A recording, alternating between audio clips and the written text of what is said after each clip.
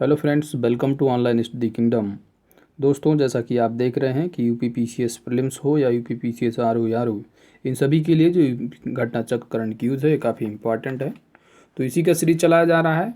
अभी तक जो हम लोग जो है राष्ट्रीय घटनाक्रम के 6 पार्ट कर चुके हैं, यानी 120 क्वेश्चन सॉल्व कर चुके हैं। आने वाले टाइम पे 2-3 लेक्चर में ये पूरा का पूरा फिनिश हो जाएगा राष्ट्रीय घटनाक्रम। उसके बाद अंतर्राष्ट्रीय स्टार्ट होगा। तो अभी तक आपने अगर पीछे के वीडियो नहीं देखे हैं तो वीडियो की लिंक आपको डिस्क्रिप्शन में मिल जाएगी, आप ज़रूर देखें। चैनल पे हमारे नए हैं दोस्तों, चैनल को ज़रूर सब्सक्राइब करें, क्योंकि आपकी सब्सक्रिप्शन ही हमारी ताकत है। साथ ही ऑल नोटिफिकेशन बेल आइकन को भी प्रेस कर दें, ताकि आने वाली वीडियो का अपडेट्स आप सभी को प्राप्त होता रहे। Question number 121। अक्टूबर 2020 में आवासन और शहरी कार्य मंत्रालय ने किस पोर्टल का शुभारंभ किया है? Correct answer is option V, ई धरती जियो। तो आपको याद रखना है कि ई धरती जियो पोर्टल जो है वो आवासन और शहरी कार्य मंत्रालय के द्वारा इसका जो है शुभारंभ किया गया है। पोर्टल का जो कार्य है संपत्ति का प्रमाण पत्र भूमि और विकास कार्यालय के माध्यम से प्रदान करना है। प्रमाण पत्र में जो निहित होगा इसमें संपत्ति के विवरण शामिल होंगे, जैसे भूमि का प्रकार, संपत्ति का प्रकार, आवंटन की तिथि, संपत्ति की स्थिति, भूखंड क्षेत्र, जमाबंदी नक्शा इत्यादि। संपत्ति जो प्रमाण पत्र शुल्क होगा वह 1000 रुपये होगा। Question number 122। अक्टूबर 2020 में निर्वाचन आयोग ने खर्च की सीमा से जुड़े मुद्दों की जांच हेतु 2 सदस्यीय समिति का गठन किया है। यह समिति गठन के कितने दिनों के भीतर अपनी रिपोर्ट सौंपेगी?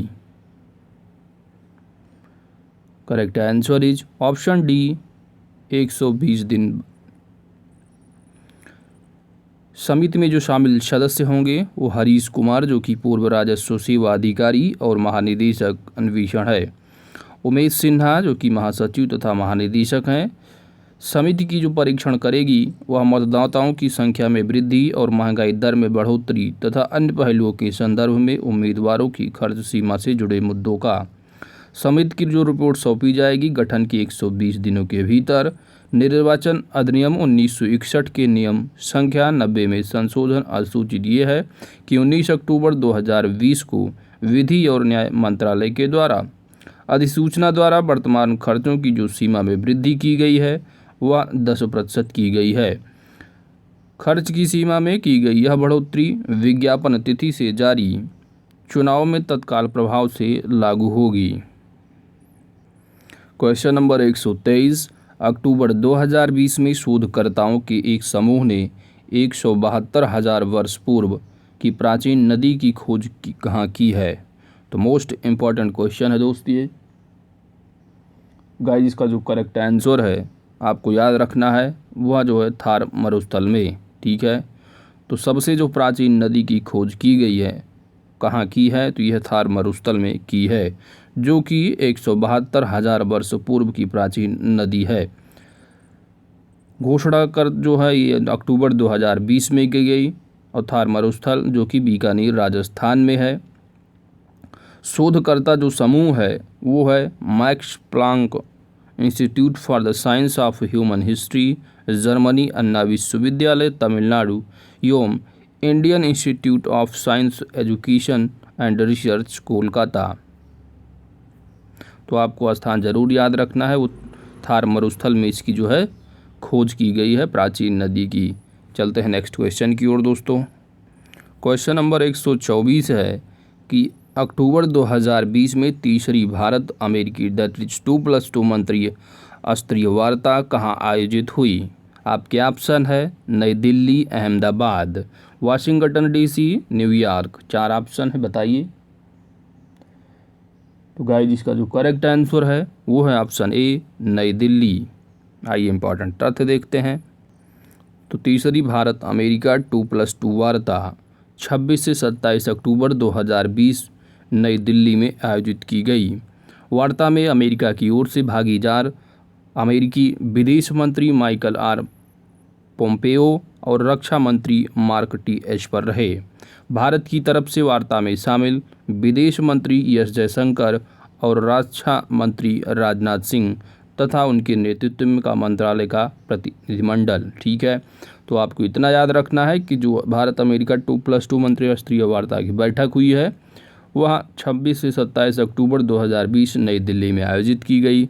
भारत की ओर से रहे विदेश मंत्री और रक्षा मंत्री तथा जो अमेरिका की ओर से रहे वो अमेरिकी की विदेश मंत्री रहे जिनका नाम है माइकल आर पोम्पेओ, और वहाँ के जो रक्षा मंत्री मार्क टी एस्पर, यानी दोनों कंट्री के जो है विदेश मंत्री और रक्षा मंत्री इसमें शामिल रहे। तीसरी वार्ता के एजेंडे में जो शामिल विषय रहा वह पारस्परिक हित के सभी द्विपक्षीय, क्षेत्रीय और वैश्विक मुद्दे रहे। पहली 2+2 मंत्रिस्तरीय जो वार्ता हुई थी वह दिसंबर 2018 में नई दिल्ली में आयोजित हुई। दूसरी जो रही वो 2+2 मंत्रिस्तरीय वार्ता वर्ष 2019 में वाशिंगटन डीसी में आयोजित हुई थी, जबकि वर्ष 2020 वाले में जो हुई है, यानी पहली जो हुई थी वो अपने इंडिया में नई दिल्ली में, दूसरी जो है वाशिंगटन डीसी में, और जो अब की हुई थी 2020 में तीसरी वह जो है अपने यहाँ भारत में नई दिल्ली में। ठीक है, question number 125, full operational maritime recognise के तौर पर चुनी जाने वाली नौसेना की प्रथम महिला पायलट बैच की 3 महिलाएं पायलटों में कौन शामिल नहीं हैं? करेक्ट इसका आंसर होगा गाइज ऑप्शन डी, भावना कंठ। तो 3 याद रखना, वो शिवांगी है, शुभांगी और दिव्या शर्मा। ठीक है, पासिंग आउट जो परेड रहा वो INS गरुड़, और शिवांगी जो है मुजफ्फरपुर बिहार की और दिव्या शर्मा जो है वो नई दिल्ली मालवीय नगर की, जबकि जो शुभांगी स्वरूप हैं वह बरेली उत्तर प्रदेश से हैं। बस इतना ही आपको याद रखना है दोस्त। स्थान जो रहा दक्षिणी नौसेना कमान कोच्चि केरल में। ठीक है, INS Garuda passing out parade, बाकी इसमें कुछ खास इंपॉर्टेंट नहीं है। ठीक है, चलिए आइए क्वेश्चन नंबर 126, अक्टूबर 2020 में जारी ग्लोबल वेल्थ रिपोर्ट 2020 के अनुसार विश्व के शीर्ष 1000 अरबपतियों में भारत के कितने अरबपति शामिल हैं? Correct answer is option A 39। ठीक है, 39 जो है वो अरबपति शामिल हैं भारत के। जारीकर्ता जो रही ग्लोबल वेल्थ रिपोर्ट 2020 वह स्विट्जरलैंड की एक बहुराष्ट्रीय निवेश bank that is Credit Suisse. विश्व की कुल जो संपत्ति है 399.2 ट्रिलियन अमेरिकी डॉलर, जिसमें कि 6.6% की वृद्धि देखी गई है। संपत्ति के प्रति वयस्क जो है वो 76,984 अमेरिकी डॉलर, विश्व में शीर्ष अरबपति। ठीक है, तो ये पॉइंट इंपॉर्टेंट है। साथ ही जो ग्लोबल वेल्थ रिपोर्ट 2020 जारी की गई है वो किसकी द्वारा जारी की गई, तो यह पॉइंट आपके लिए इम्पॉर्टेंट है। साथ ही आपको याद रखना है कि विश्व में शीर्ष अरबपति तो अमेरिका 358 है, जबकि चाइना के 142 हैं और जर्मनी के 66 शामिल हैं, रसिया के 43, हांगकांग के 39 और अपने भारत के भी 39 इसमें शामिल हैं। भारत की जो संपत्ति देखी गई है वह 15,309 बिलियन डॉलर है और भारत में प्रति व्यक्ति वयस्क जो संपत्ति है 17,299 डॉलर। भारत में बेरोजगारी की दर जो है वह 7.4% जुलाई 2020 तक की, और वर्ष 2020 में भारत की GDP का जो अनुमान लगाया गया है ग्लोबल वेल्थ रिपोर्ट 2020 के अनुसार वह 8.5% है। तो आपको इसमें याद रखना है कि सबसे ज़्यादा जो शामिल होने वाले इसमें रहे वो अमेरिका के रहे और भारत की जो रहे वह 39 शामिल रहे इसमें। ठीक है, सबसे 1000 अरबपतियों की सूची में ग्लोबल वेल्थ रिपोर्ट 2020 के अनुसार। ठीक है, इतना आपको याद रखना है, इतना आप याद रखिए बहुत है।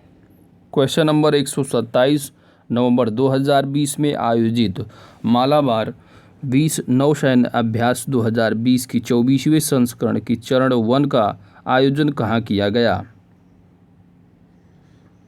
तो इसका करेक्ट आंसर होगा गाइज ऑप्शन सी, विशाखापत्तनम। ठीक है, तो मालाबार नौसैन्य अभ्यास 2020 का आयोजन विशाखापत्तनम बंगाल की खाड़ी में किया गया। भागीदार इसमें 2 देश रहे हैं, वो भारतीय नौसेना, अमेरिकी navy, Japan maritime self defence force तो रॉयल ऑस्ट्रेलियन नेवी। तो आप याद रखना है कि भारत और अमेरिका, जापान और ऑस्ट्रेलिया, ठीक है, कम से कम इतना देश आपको ज़रूर याद रखना है कि भारत, अमेरिका, जापान और ऑस्ट्रेलिया, ठीक है, दैट्स इट। मालाबार की जो श्रृंखला प्रारंभ हुई है वह वर्ष 1992 में प्रारंभ की गई है। भारतीय सेना का जो नेतृत्व करता रहे वो रियल एडमिरल संजय वात्सायन, तो इसको भी याद रख सकते हैं। प्लस ये मालाबार कप श्रृंखला कब शुरू की गई थी। भागीदार देश आपको ज़रूर याद रखना है दोस्त, भारत, अमेरिका, जापान और ऑस्ट्रेलिया, ठीक है। और कहाँ आयोजन रहा, ये विशाखापत्तनम, बंगाल की खाड़ी में, और मालाबार सैन्य अभ्यास 2020 का आयोजन, ठीक है। बाकी डेट इतनी इम्पोर्टेंट नहीं, देख सकते हैं 3 से 6 नवंबर 2020 में कहा। तो आगे चलते हैं। क्वेश्चन नंबर 128, नवंबर 2020 में आयोजित गंगा उत्सव 2020 कार्यक्रम कब से कब संचालित किया गया। 4 ऑप्शन हैं, 2 से 4 नवंबर, 4 से 8 नवंबर, 16 से 20 नवंबर या उपयुक्त में से कोई नहीं। तो गाइस इसका जो करेक्ट आंसर होगा वह होगा 2 नवंबर से स्टार्ट किया गया गंगा उत्सव को और 4 नवंबर को समाप्त किया गया। गंगा उत्सव 2020 प्रारंभ तिथि 2020 यानी 2 नवंबर 2020 से लेकर के 4 नवंबर 2020 तक रहा। आयोजन जो करता रहा वो जल शक्ति मंत्रालय, भारत सरकार।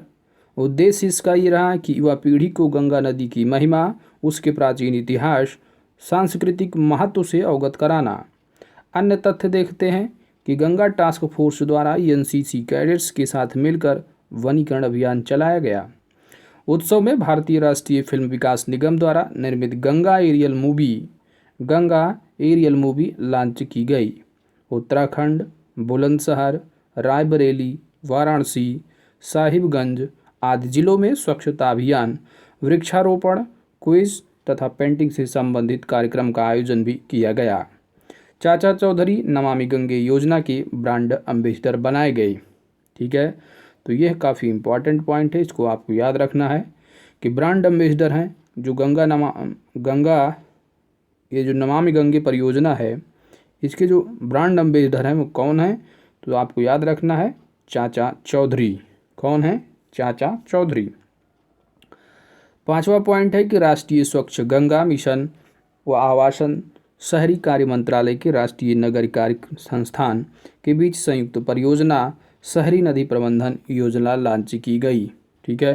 तो इसमें जो इम्पोर्टेंट पॉइंट है जॉन, इसको याद रखना है कि वो है नमामि गंगे के जो ब्रांड एम्बेसडर हैं वो चाचा चौधरी बनाए गए हैं। साथ ही ये महोत्सव जो रहा वह कब से कब तक रहा है, तो आपको याद रखना है ये जो महोत्सव रहा 2 नवंबर से 4 नवंबर 2020 तक रहा, जो कि जल शक्ति मंत्रालय के द्वारा इसका आयोजन किया गया था। क्वेश्चन नंबर 119 है, नवंबर 2020 में आयोजित 13वें अर्बन मोबिलिटी इंडिया सम्मेलन 13वें अर्बन मोबिलिटी इंडिया सम्मेलन 2020 का उद्घाटन किसके द्वारा किया गया। गाइस इसका जो करेक्ट आंसर है वो है डॉक्टर हरदीप सिंह पुरी, यानी ऑप्शन सी इसका करेक्ट आंसर होगा। आवासन एवं शहरी कार्य जो मंत्रालय के जो मंत्री हैं वो कौन है, तो हरदीप सिंह पुरी हैं, इन्हीं के द्वारा इसका उद्घाटन किया गया। आयोजन तिथि 9 नवंबर 2020 रही।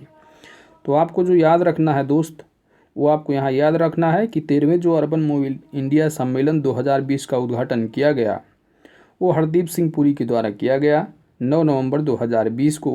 और इसका जो थीम रहा वो क्या रहा, तो इसको इम्पॉर्टेंट तथ्य इसको याद रखना है, यह है शहरी गतिशीलता की उभरते रुझान, emerging trends in urban mobility, ठीक है। तो क्या है इसका थीम, शहरी गतिशीलता के उभरते रुझान। इसका उद्देश्य है कि जनता को सुगम परिवहन सुविधा मुहैया कराने हेतु राष्ट्रीय व अंतर्राष्ट्रीय स्तर पर नवीन उपाय प्राप्त करने जो है ध्यान देना है। अध्यक्षता जो किसने की, तो ये है सचिव दुर्गा शंकर मिश्र। प्रथम जो संस्करण रहा वो 2008 में किया गया था। विशेष क्या है कि 12वां अर्बन मोबिलिटी इंडिया सम्मेलन जो 2019 में किया गया था वो इंदिरा गांधी प्रतिष्ठान लखनऊ उत्तर प्रदेश में आयोजित किया गया था। साथ ही आपको 13वां जो किया गया ये वाला, यानी जो ये 2020 वाला, तो ये वर्चुअल माध्यम से हुआ है, ठीक है। तो बस आपको इतना याद रखना है कि 9 नवंबर 2020 को किया गया और इसकी जो विषय थीम रही वो शहरी गतिशीलता के उभारती। ठीक है, बस इतना ही इम्पॉर्टेंट इसमें। क्वेश्चन नंबर 130, हाल ही में माई गवर्नमेंट द्वारा आयोजित कोविड-19 श्री शक्ति चैलेंज क्या है? श्री शक्ति चैलेंज प्रतियोगिता में महिलाओं के नेतृत्व में किसने स्टार्टअप ने जीत दर्ज की है? तो महिलाओं के जो नेतृत्व में जीत की हो, कितने स्टार्टअप्स जीते हैं तो आपको बताना है। तो गाइड इसका जो करेक्ट आंसर होगा वह होगा option V, that is 6 startup जो है वो जीते हैं महिलाओं के नेतृत्व में। ठीक है, कौन सा चैलेंज रहा? श्री शक्ति चैलेंज, जो कि माई गवर्नमेंट द्वारा आयोजित किया गया था कोविड-19 से रिलेटेड। ठीक है, इंपॉर्टेंट देखते हैं कि कोविड-19 श्री शक्ति चैलेंज, तो वो जीत जो दर्ज की है महिलाओं के नेतृत्व में वो 6 स्टार्टअप है। आपको याद रखना है, इसका उद्देश्य है कि महिलाओं को प्रभावित करने वाली समस्याओं को हल करना है। प्रतियोगिता का जो आयोजन करता हो रहा वो संयुक्त राष्ट्र वुमेन के सहयोग से माई गवर्नमेंट जो है द्वारा किया गया। ठीक है, चुनौती के जो 2 चरण रहे वो विचार मंच और अवधारणा के प्रमाण स्टेज। शीर्ष 3 विजेताओं को पहले से जो है घोषित 5 लाख रुपए के पुरस्कार के अलावा संयुक्त राष्ट्र वुमेन द्वारा 2-2 लाख रुपए का पुरस्कार देने की घोषणा की गई। शीर्ष जो 3 विजेता रहे वो डॉक्टर पी गायत्री हेला बंगलुरु, रोमिता घोष शिमला और डॉक्टर अंजना राम कुमार व डॉक्टर अनुष्का अशोकन केरल की। नेक्स्ट क्वेश्चन 131 है कि हाल ही में किस राज्य सरकार द्वारा मोक्ष कलश योजना, तो इम्पॉर्टेंट क्वेश्चन है योजना से रिलेटेड, मोक्ष कलश योजना जो है ये किस राज्य सरकार द्वारा प्रारंभ की गई है? मोक्ष कलश योजना, करेक्ट आंसर है गाइस ऑप्शन सी, राजस्थान सरकार के द्वारा। मोक्ष कलश योजना, इसका उद्देश्य है कि कोविड-19 के प्रकोप से दिवंगत हुई रवि परिवार के सदस्यों की अस्थियों को गंगा में जो है वो प्रवाहित करना। योजना का संचालन राजस्थान राज्य सड़क परिवहन निगम द्वारा किया जाएगा। यात्रा के लिए जो पंजीयन होगा राजस्थान सूचना तकनीकी एवं संचार विभाग। यात्रा के लिए जो अनुमान्य व्यक्तियों की संख्या होगी वह 2 होगी। तो यह राजस्थान पीसीएस के लिए इतना डिटेल इंपॉर्टेंट हो सकता है, लेकिन for the purpose of UP PCS prelims हो या यूपी पीसीएस आरओ तो बस आपको इतना ही याद रखना है कि मोक्ष कलश योजना यह जो है राजस्थान राज्य से संबंधित है। That's it. क्वेश्चन नंबर 132, अक्टूबर 2020 में केंद्रीय ग्रामीण विकास मंत्रालय ने प्रधानमंत्री ग्राम सड़क योजना के सफल कार्यान्वयन वाले देश के शीर्ष 30 सूची जो है जिलों की घोषित की गई है। इसमें पीएमजीएसवाई के सफल कार्यान्वयन में किस जिले को शीर्ष स्थान प्राप्त हुआ है? तो बताइए दोस्तों कि प्रधानमंत्री ग्राम सड़क योजना में कौन से राज्य को जो है वो कौन से जिले को जो यहाँ पर बात की जा रही सबसे जो है वो शीर्ष स्थान प्राप्त हुआ है। यहाँ पर डिस्ट्रिक्ट बताना है आपको। तो गाइस इसका जो करेक्ट आंसर होगा वो होगा मंडी। कौन सा डिस्ट्रिक्ट है? मंडी। आइए डिटेल में देखते हैं।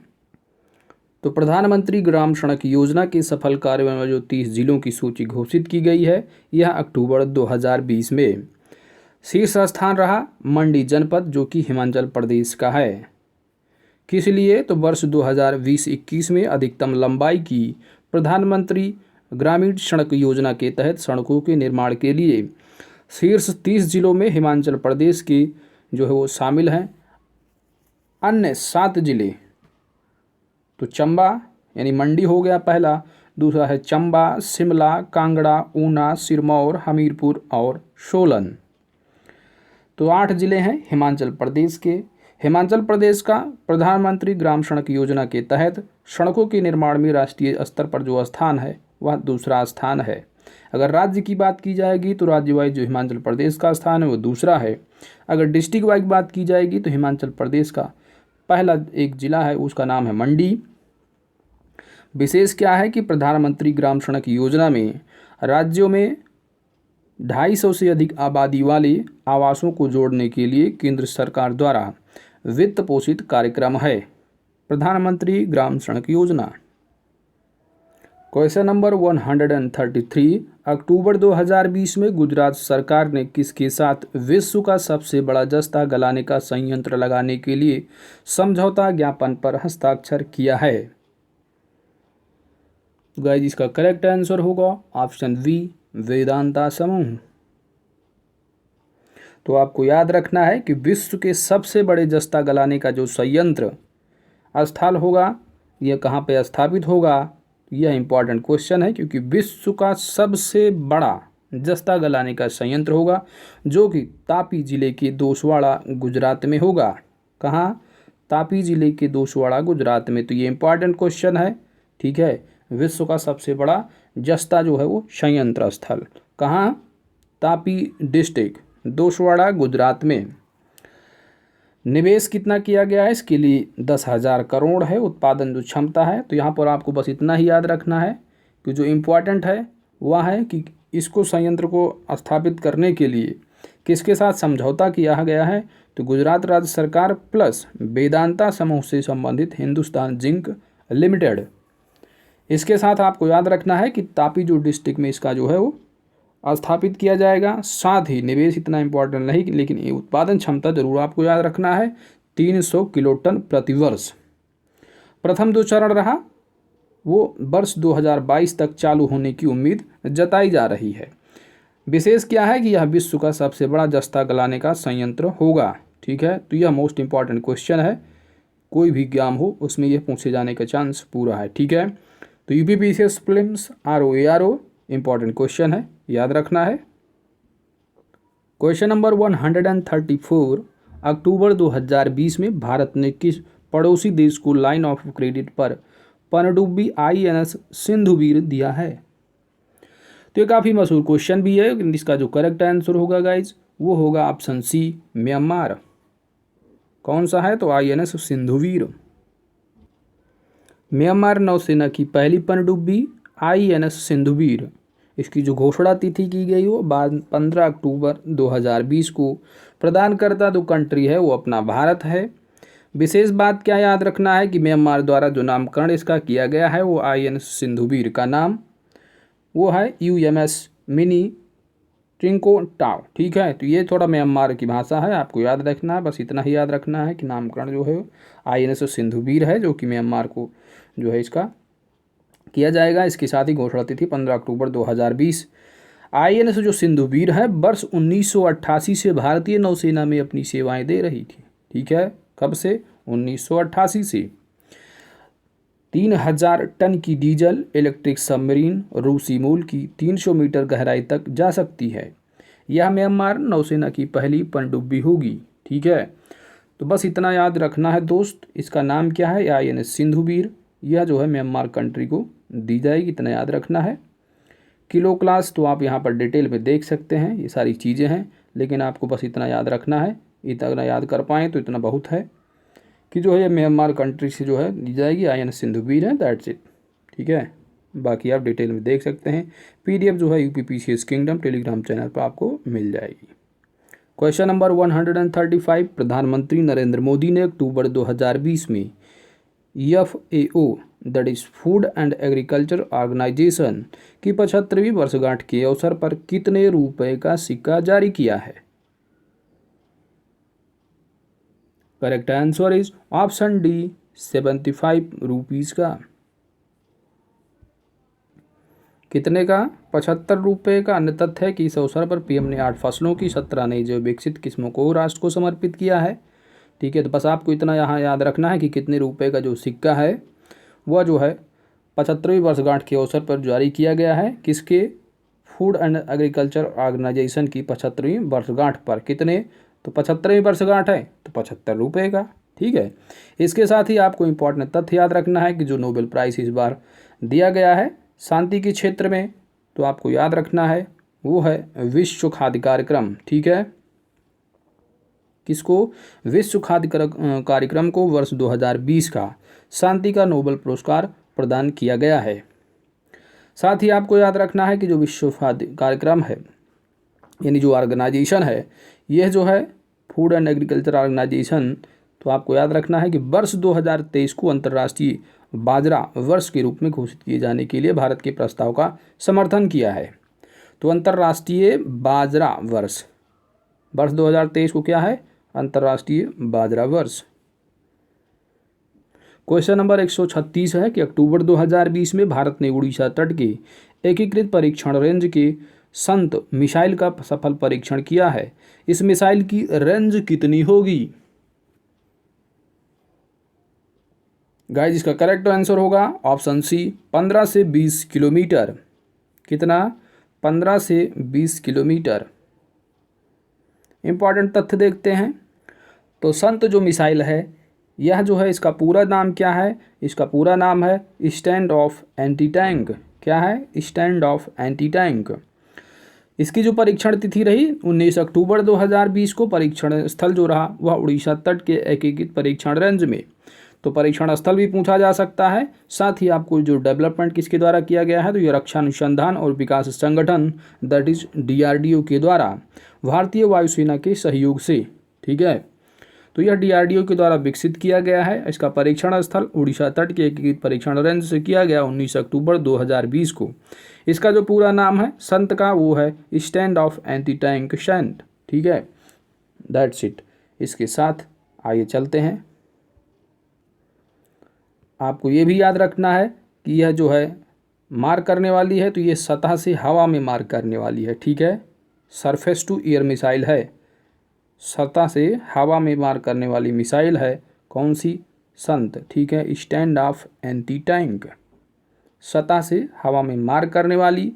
क्षमता क्या होगी? तो यह लॉन्च के बाद लॉक ऑन और लॉन्च से पहले लॉक ऑन की यहाँ पर इसमें सुविधा है, ठीक है। अन्य तथ्य है कि इस मिसाइल के अग्रभाग पर एक सक्रिय रडार सुसज्जित है। तो बस आपको यहाँ पे याद रखना है क्षमता प्लस इसका पूरा नाम क्या है और इसका डेवलप किसके द्वारा किया गया है और परीक्षण स्थल, परीक्षण तिथि, ठीक है। तो ये मिसाइल है। Science and take current affairs के लिए इंपॉर्टेंट क्वेश्चन है, आपको याद रखना है। UPPCS प्रीलिम्स या UPPCS ARO के लिए। क्वेश्चन नंबर 137, 21 सितंबर 2020 को प्रधानमंत्री नरेंद्र मोदी ने हर गांव में ऑप्टिकल फाइबर द्वारा इंटरनेट सुविधा योजना का शुभारंभ किस राज्य से किया है? हर गांव में ऑप्टिकल फाइबर द्वारा इंटरनेट सुविधा, तो इस योजना का जो शुभारंभ किया गया है वह जो है बिहार राज्य से। कहाँ से? बिहार राज्य से किया गया है प्रधानमंत्री नरेंद्र मोदी के द्वारा। इंपॉर्टेंट तथ्य देखते हैं। तो इसकी शुभारंभ तिथि क्या रही थी, इंपॉर्टेंट नहीं है, बस आपको याद रखना है ये बिहार से इसकी शुरुआत की गई है। और बिहार की लाभार्थी गाँवों की जो है ये 45,945, ठीक है, संख्या होगी। तो बस आपको इतना याद रखना है ये किस राज्य में स्टार्ट की गई है प्रधानमंत्री नरेंद्र मोदी के द्वारा, वो है बिहार राज्य, ठीक है। तो ये बिहार PCS के लिए भी इंपॉर्टेंट हो सकता है, ठीक है। तो बाकी आपको इतना याद रखना है UPPCS या UPPCS ARO के लिए कि किसी स्टेट से संबंधित है तो बिहार से, ठीक है। बस दैट्स इट, इतना ही आपको याद रखना है। लाभार्थी देख सकते हैं कि प्राथमिक विद्यालय, आंगनबाड़ी केंद्र, आशा कार्यकर्ता और जीविका दीदी तथा प्रत्येक गांव के सार्वजनिक स्थल पर एक वाईफाई, ठीक है। योजना की घोषणा जो है 15 अगस्त 2020 को प्रधानमंत्री के द्वारा की गई।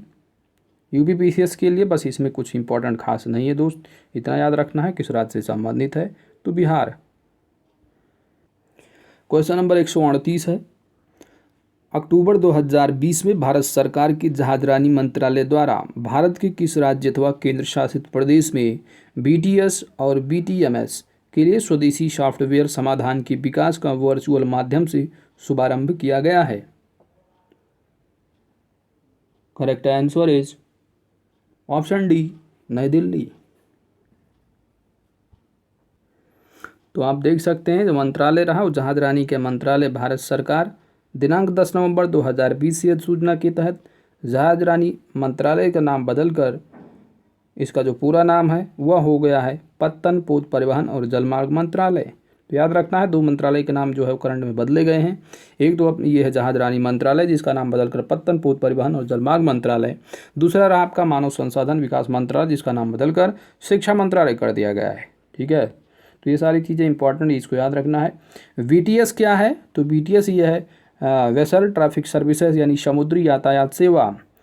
BTMS क्या है? तो पोत यातायात निगरानी व्यवस्था, that is vessel traffic monitoring system. उद्देश्य इसका है कि पोत की स्थिति, मौसम संबंधी खतरे की चेतावनी और एक बंदरगाह या जलमार्ग के भीतर यातायात के व्यापक प्रबंधन को निर्धारित करना है। लाभ इसका क्या होगा कि BTS सॉफ्टवेयर के लिए विदेशी समर्थन पर निर्भरता में कमी आएगी। विशेष क्या होगा कि IMO सम्मेलन में जो है ये सेफ्टी ऑफ लाइफ ITC के तहत BTMS का पालन अनिवार्य होगा।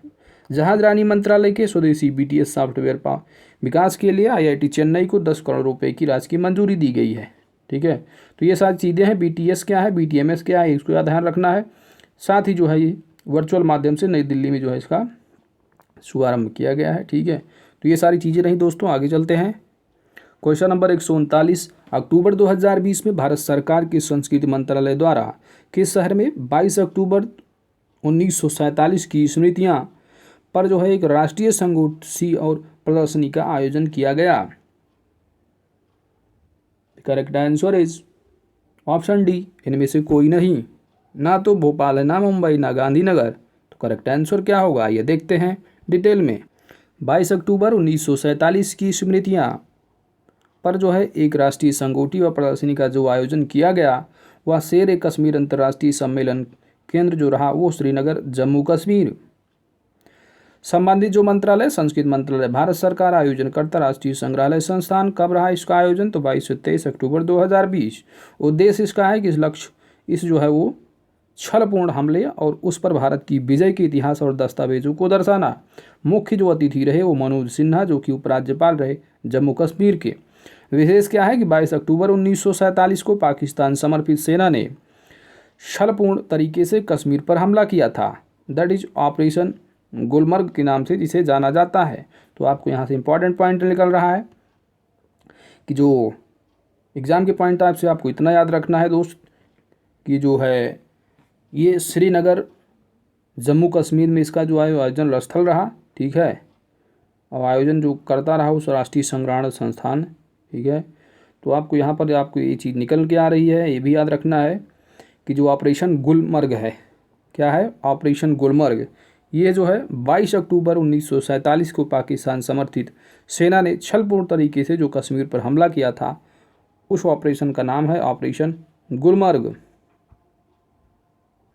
क्वेश्चन नंबर 140, केंद्रीय स्वास्थ्य मंत्री डॉक्टर हर्षवर्धन ने विश्व खाद्य दिवस के अवसर पर भारत को कब तक जो है वो ट्रांस फैट से मुक्त करने का लक्ष्य रखा है? तो इम्पॉर्टेंट क्वेश्चन है, भारत को ट्रांस फैट से मुक्त करने का जो लक्ष्य है वो किस वर्ष तक है? गाइस इसका जो करेक्ट आंसर होगा वह वर्ष 2022 तक। ठीक है, कब तक? या जो है 2022 तक भारत को ट्रांस फैट से मुक्त करने का लक्ष्य रखा गया है। ठीक है, तो आपको यहाँ से निकल के आ रहा है कि आपको याद रखना है कि भारत को ट्रांस फैट से मुक्त करने का लक्ष्य वर्ष 2022 तक है। साथ ही आपको याद रखना है कि हर वर्ष जो है विश्व खाद्य दिवस मनाया जाता है, वह 16 अक्टूबर को मनाया जाता है। संबंधित आंदोलन रहा इससे वह ईट राइट इंडिया और fit India movement. New India जो विजन है वो आज़ादी के 75 वर्ष विश्व खाद्य दिवस की जो थीम रही। ठीक है, तो याद रखना है कि हर साल विश्व खाद्य दिवस जो है 16 अक्टूबर को मनाया जाता है। वर्ष 2020 की विश्व खाद्य दिवस की जो थीम रही वह रही grow nourish sustain together. That's it.